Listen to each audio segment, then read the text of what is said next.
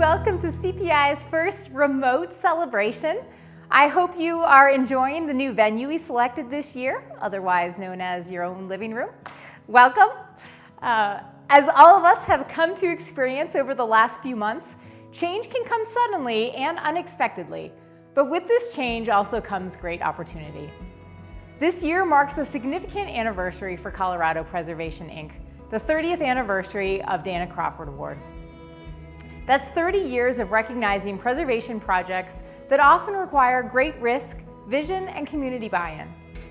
30 years of recognizing organizations committed to bringing about change, and perhaps more importantly, 30 years of drawing attention to individuals from across the state who demonstrate in their everyday lives the true impact of saving places, revitalizing communities, and just making a difference. This is why we come together each May for Preservation Month to celebrate these stories and recognize the great work happening statewide. The energy of DCA is contagious, and without a doubt, all of us that attend cannot help but bring this enthusiasm back to our own communities. This year is a little bit different. We have traded the tranquility of Denver's Botanic Gardens for the warmth of our own homes. And while we cannot physically be together for this celebration, its energy still resonates throughout our individual spaces as we take a moment to appreciate one person whose impact is tied to the greater story of vision and community. This year marks not only the 30th anniversary of CPI's Dana Crawford Awards, but the 50th anniversary of Historic Georgetown and Historic Denver. Both organizations have dramatically changed the past, present, and future of historic preservation in Colorado. So sit back, relax, and join me in celebrating the accomplishments of Historic Georgetown and Cynthia Neely.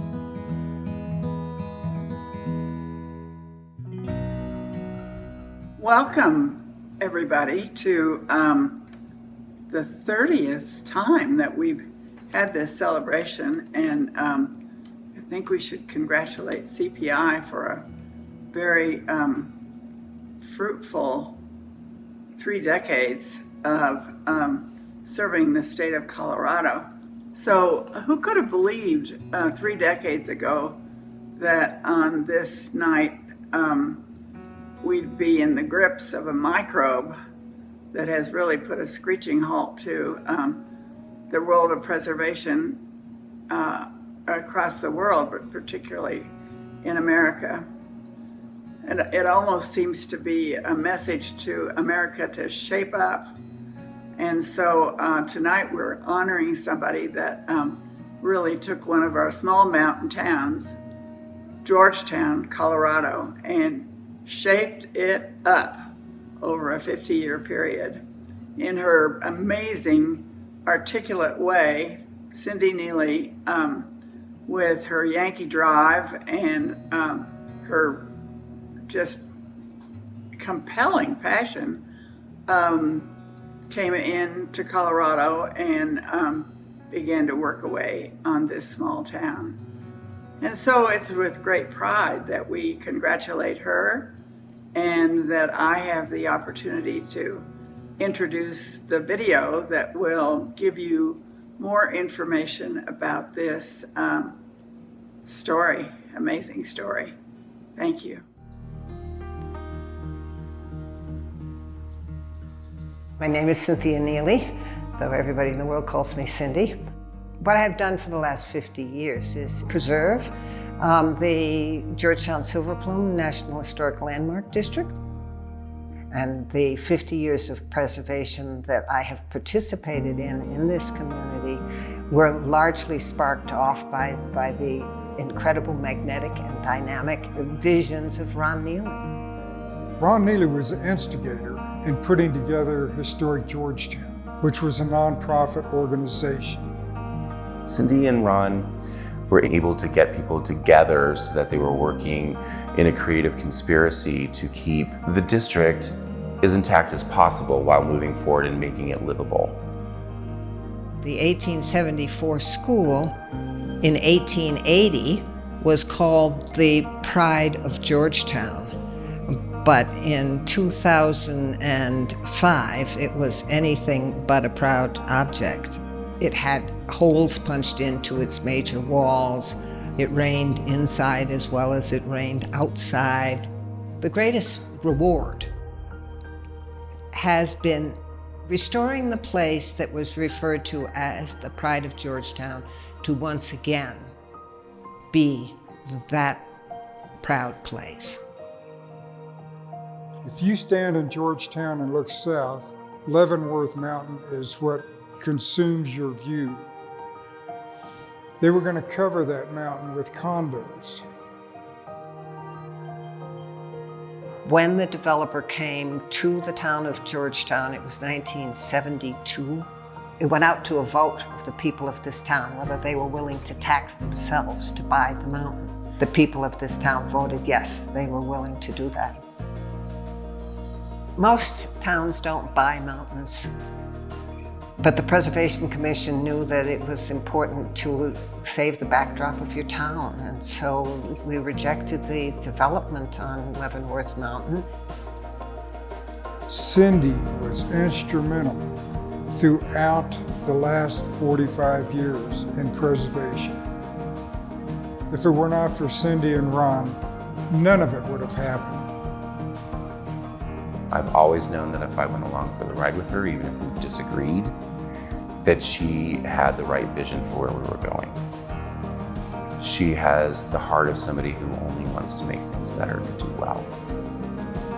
Trying to preserve your story is universal, and if you tap into that universal feeling, that unites us. Everybody is in this. It is not just your historical organizations who own your buildings. It's something that we all have to do together.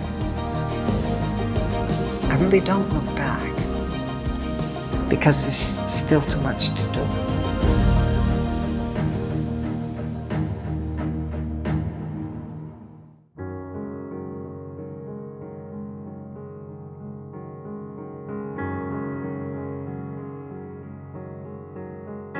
Good afternoon.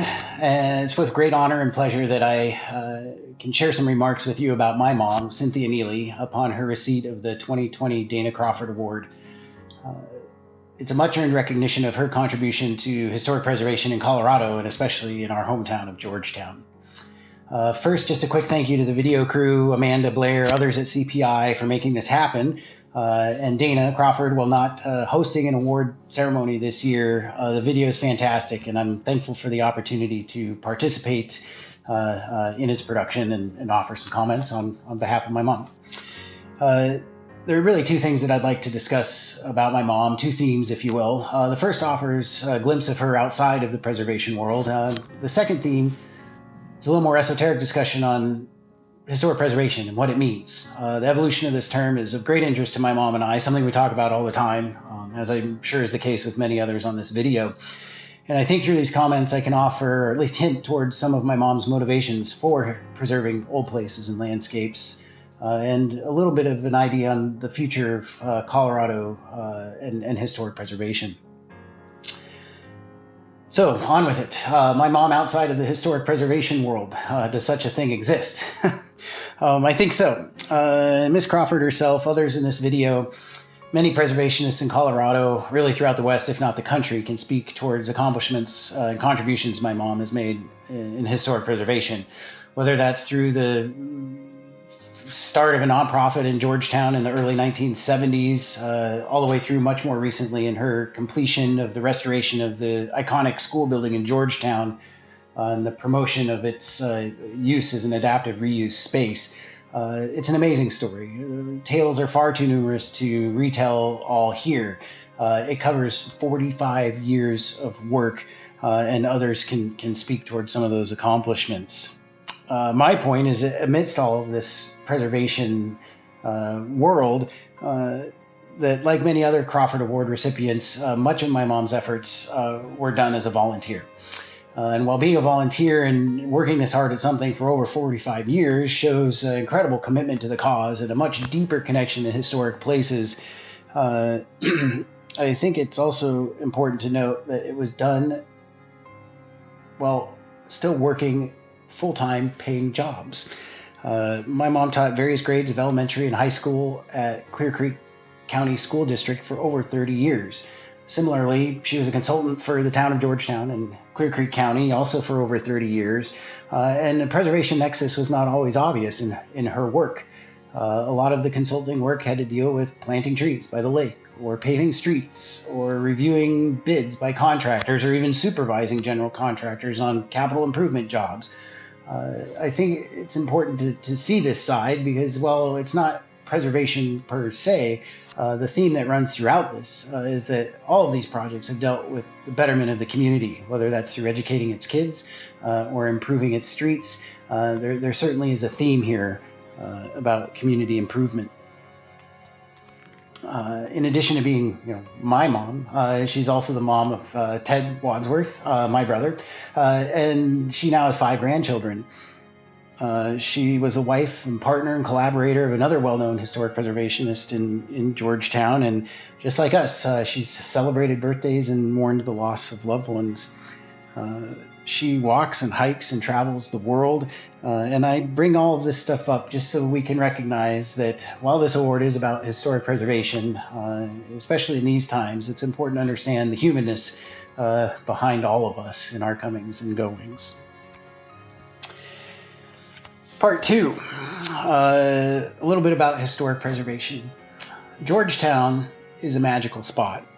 Many who have visited there share that feeling. But what makes it so? Is it the flagstone sidewalks that line the quintessential Victorian-era mining town historic commercial district? Is it the Gothic windows perched in the eaves of some of the community's homes? Is it the remnants of the waste rock piles of the silver mining days? Or how the sun rises and sets on Pendleton Mountain? Or is it the groves of aspen trees that turn gold and fall? Or the cast of characters that live in the village? What is it that makes a place such as this? Well, the answer is all of the above. My mom's efforts in Georgetown and the broader Colorado Historic Preservation Circle helped nurture a distinct sense of place in that mountain valley, a sense of place that transcends any one historic site and ties all of these elements together into a mosaic that allows residents and visitors alike to feel that they are somewhere special, because we are. Her work models what grassroots persistence can accomplish and what historic preservation can be, a force that stabilizes our sense of place and connectivity to our community. Cyndi innately recognizes that our identity, our meaning, can be strongly influenced by the web of natural and cultural features of the places we live. Historic preservation, then, is, to her, not always been about the time-locked preservation of a silver baron's historic mansion, but much more of an inclusive method towards community development that recognizes and supports our shared history of the place we call home. It creates places where people can still live in the historic homes, have thriving businesses in the historic buildings, raise families and live somewhere distinctive and authentic with its own story. Her legacy towards this outcome is incredible. She has indeed shaped the future by restoring the past. So for that, I say thank you, Mom, for doing what you have done, instilling in me a sense of what really matters and showing others the power of old places. Congratulations and cheers on your receipt of the Dana Crawford Award.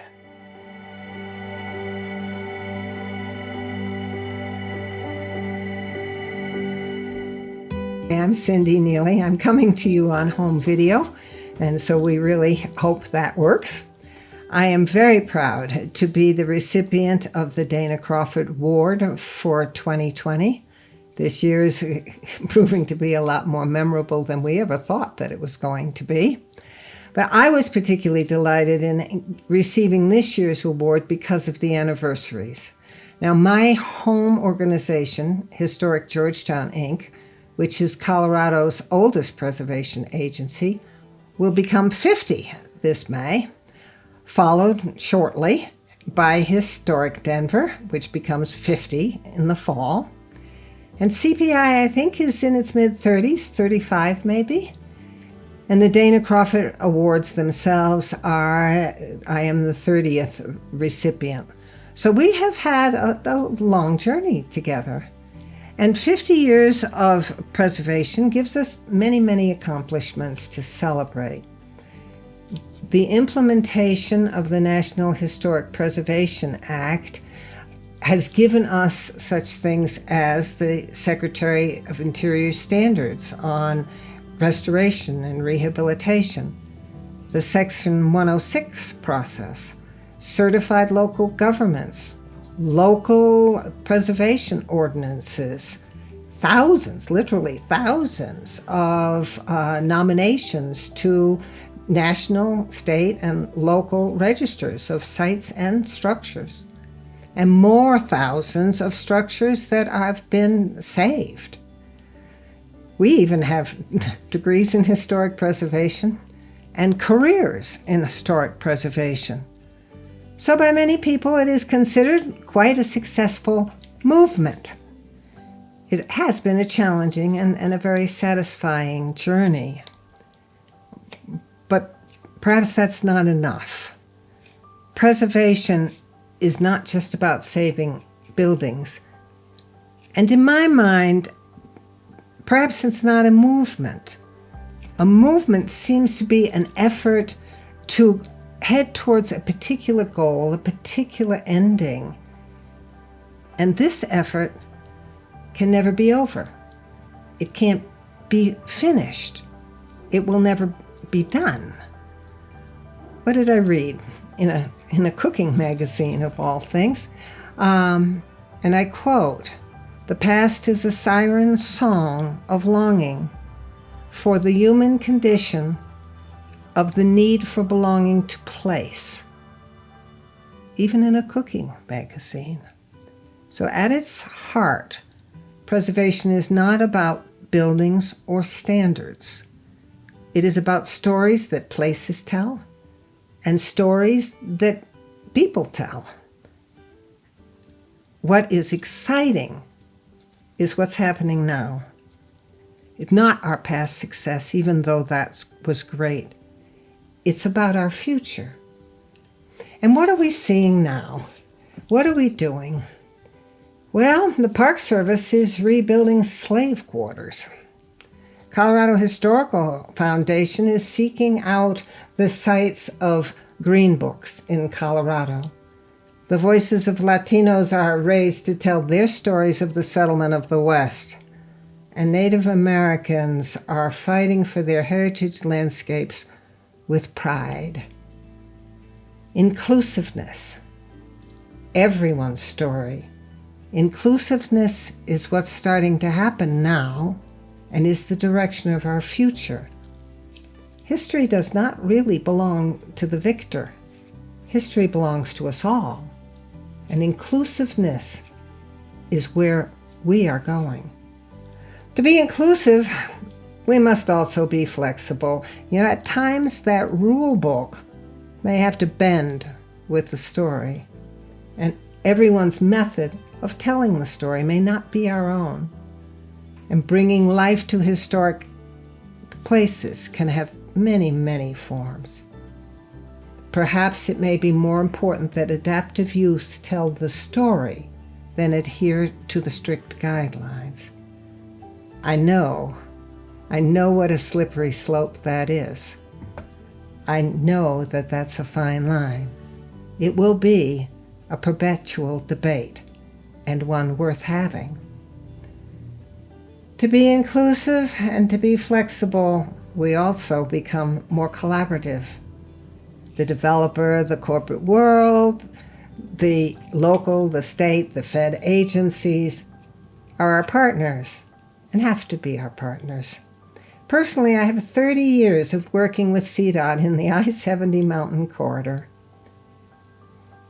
And the concept of context-sensitive solutions, which we have arrived at, has made it a very different day than the day that we began. So we need to make the assumption that everyone wants to be our partners, And then we have to never give up, absolutely never give up in trying to make it so. And that usually actually even works. Inclusive, flexible, collaborative. I look at preservation's young faces now, and that's where they are. And what good times you all will have. There is no better ride than what we do. Thank you for honoring me.